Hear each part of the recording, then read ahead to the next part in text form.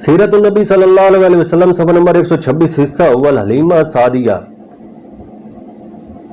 سویبہ کے بعد حضرت حلیمہ سعدیہ نے آپ کو دودھ پلایا۔ اس زمانے میں دستور تھا کہ شہر کے روشا اور شرفا شیر خور بچوں کو اطراف کے قصابت اور دیہات میں بھیج دیتے تھے۔ یہ رواج اس غرض سے تھا کہ بچے بدووں میں پل کر فصاحت کا جوڑ پیدا کرتے تھے۔ نمبر 3 اور عرب کی خالص خصوصیات محفوظ رہتی تھیں۔ شرفائے عرب نے مدت تک اس رسم کو محفوظ رکھا، یہاں تک کہ بنو امیہ نے دمشق میں پائے تخت قائم کیا اور شاہانہ شان و شوکت میں کسر کی ہمسری کی، تاہم ان کے بچے صحراؤں میں بدوؤں کے گھر میں پلتے تھے۔ ولید بن عبد المالک خاص اسباب سے نہ جا سکا اور حرم میں شاہی میں پلا۔ اس کا نتیجہ یہ ہوا کہ خاندان بنو امیہ میں صرف ولید ہی ایک شخص تھا جو عربی صحیح نہیں بول سکتا تھا۔ غرض دستور مذکور کی بنا پر سال میں 2 مرتبہ دیہات سے شہر میں عورتیں آیا کرتی تھیں اور شرفائے شہر اپنے شیر خوار بچوں کو ان کے حوالے کر دیا کرتے تھے۔ اس دستور سے موافق حضرت صلی اللہ علیہ وسلم کی ولادت کے چند روز بعد قبیلہ حوازن کی چند عورتیں بچوں کی تلاش میں آئیں۔ ان میں حضرت حلیمہ سعدیہ رضی اللہ تعالیٰ عنہ بھی تھیں۔ اتفاق سے ان کو کوئی بچہ ہاتھ نہ آیا۔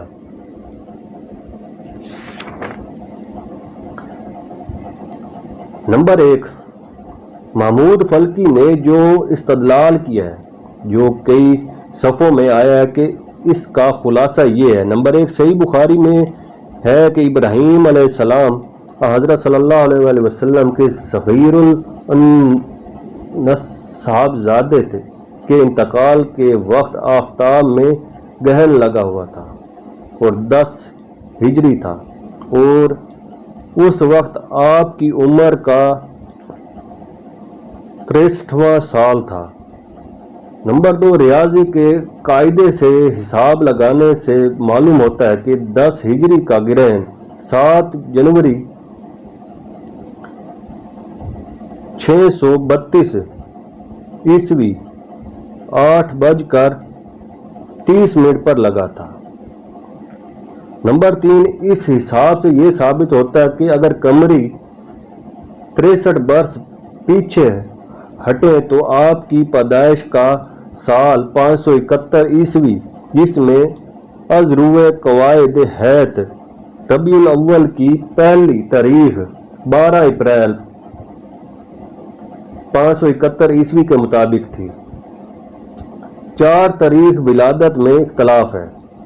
نمبر 4 تاریخ ولادت میں اختلاف ہے، لیکن اس قدر متفق علیہ ہے کہ وہ ربیع الاول کا مہینہ اور 2 شنبہ کا دن تھا اور تاریخ 8 سے لے کر 12 تک میں منحصر ہے۔ نمبر 5 ربیع الاول مذکور کی جو ان تاریخوں میں 2 شنبہ کا دن 9ویں تاریخ کا پڑتا ہے،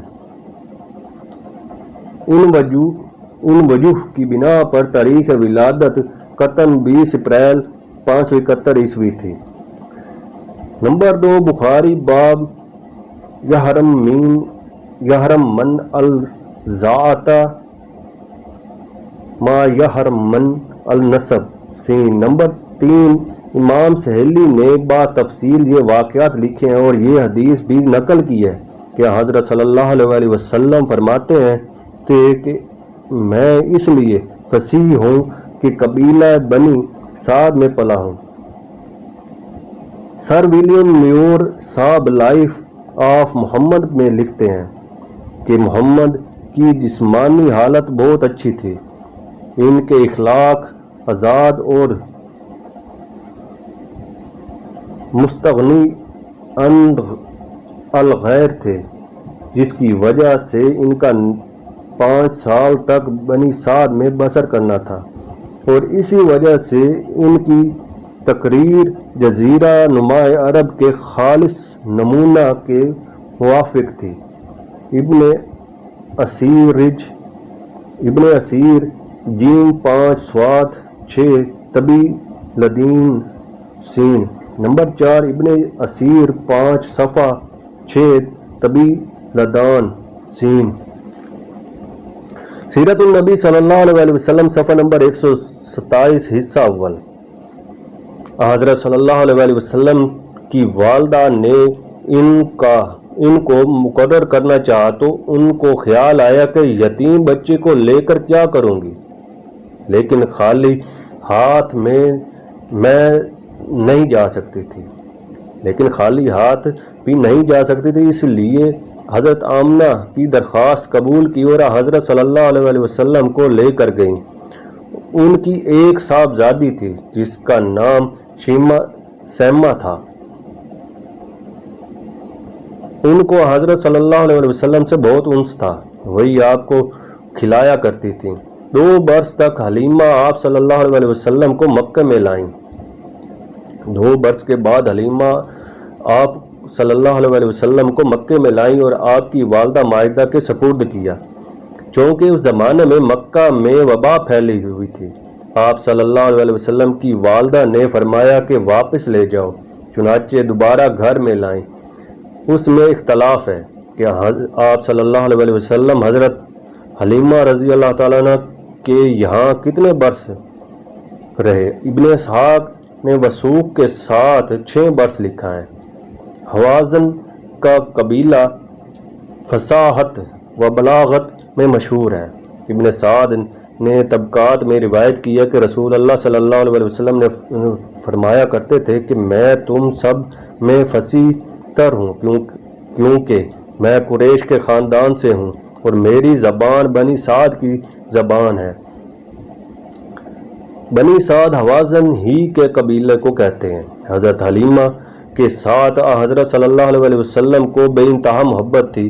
عہد نبوت میں جب وہ آپ کے پاس آئیں تو آپ میری ماں کہہ کر لپٹ گئی۔ یہ دلچسپ واقعات آگے آئیں گے۔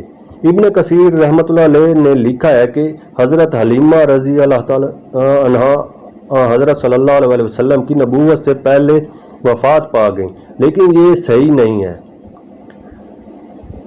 ابن ابی خثیمہ نے تاریخ میں، ابن جوزی نے احد میں، منذری نے مختصر سنن ابن داؤد میں، ابن حجر نے اصابہ میں ان کے اسلام لانے کی تشریح کی ہے۔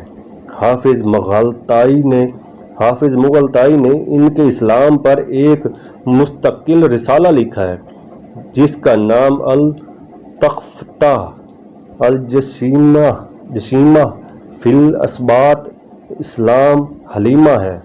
حضرت حلیمہ رضی اللہ عنہ کے شوہر یعنی حضرت صلی اللہ علیہ وسلم کے رضائی باپ کا نام حارث بن عبدالعزیٰ ہے اور وہ حضرت صلی اللہ علیہ وسلم کی بعثت کے بعد مکے میں آئے اور اسلام لائے۔ حارث حضرت صلی اللہ علیہ وسلم کے پاس آئے اور کہا کہ یہ تم کیا کہتے ہو؟ آپ نے فرمایا، ہاں وہ دن آئے گا کہ میں آپ کو دکھاؤں گا کہ میں سچ کہتا ہوں۔ حارث مسلمان ہو گئے۔ نمبر 1 سہیلی نے لکھا ہے کہ عرب میں دودھ پلانا اور اس کی اجرت لینا شریفانہ کام نہیں خیال کیا جاتا تھا، اسی بنا پر عرب میں مثل ہے۔ اسی بنا پر سہیلی نے اس کی توجیہ یہ کی کہ اس سال قحط پڑا تھا، اسی لیے مجبوراً حضرت حلیمہ اور ان کے قبیلے نے یہ خدمت گوارا کی تھی۔ لیکن تمام طریقوں میں ہے کہ مکہ میں ہر سال باہر سے عورتیں اسی کام کے لیے آیا کرتی تھیں۔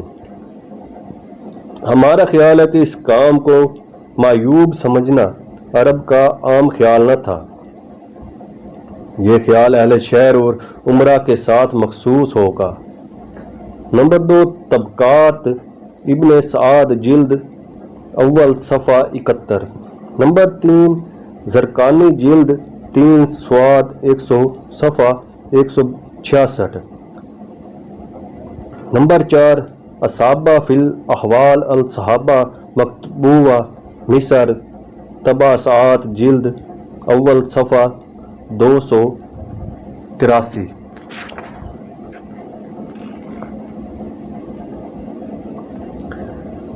سیرت النبی صلی اللہ علیہ وسلم صفحہ نمبر 128 حصہ اول۔ سرخی رضائی بہن بھائی۔ حضرت صلی اللہ علیہ وسلم کے 4 رضائی بہن بھائی تھے جن کے نام یہ ہیں: عبداللہ، انیسہ، حذیفہ اور حذیفہ، جو سیما کے لقب سے مشہور تھیں۔ ان میں سے عبداللہ اور سیما کا اسلام لانا ثابت ہے، باقیوں کا حال معلوم نہیں۔